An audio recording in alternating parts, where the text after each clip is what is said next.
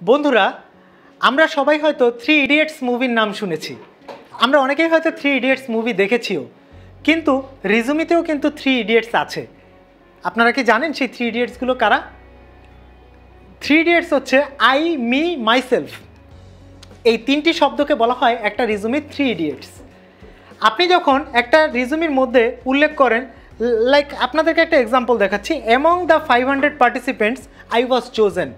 এটা কখনো রিজুমিতে লেখা যাবে না, লিখতে হবে কি চোজেন ফ্রম অ্যামং 500 পার্টিসিপেন্ট। মানে আপনার রিজুমে যে কোনো স্টেটমেন্ট শুরু করতে হবে আপনার যে কোনো একটা পাওয়ারফুল ওয়ার্ড দিয়ে, একটা ভার্ব দিয়ে।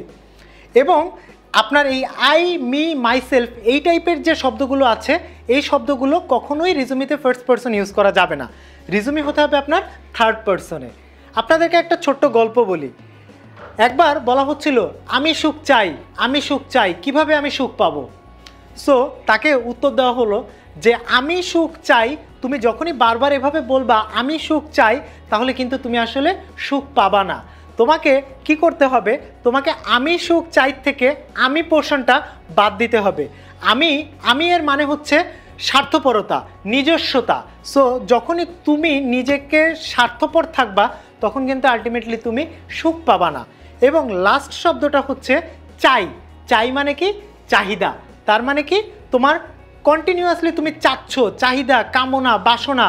সো এই ধরনের অ্যাটিটিউড যারা সবসময় খালি চায়, যারা কখনোই স্যাটিসফাইড না, তারাও কিন্তু জীবনে সুখী হতে পারে না। সো আমি সুখ চাই থেকে তুমি আমি মানে স্বার্থপরতা এবং চাই মানে চাহিদাকে যদি তুমি বাদ দিয়ে দাও, তাহলেই কিন্তু আলটিমেটলি সুখ তোমার রয়ে যাবে। সো বন্ধুরা, এই গল্পটা বলার উদ্দেশ্য আসলে কিছুই না। উদ্দেশ্যটা হচ্ছে তোমাদেরকে এই থ্রি ইডিয়টসের সঙ্গে পরিচয় করিয়ে দেওয়া যে I, me, myself, these are the three idiots of your resume. So তোমার রিজুমিতে যদি আই, মি, মাইসেলফ থেকে থাকে, তাহলে আজকে এই রিজুমির ওয়ার্ডিংটা চেঞ্জ করে নাও এবং রিজুমিকে করে নাও একটা ইউনিক রিজুমি। ধন্যবাদ।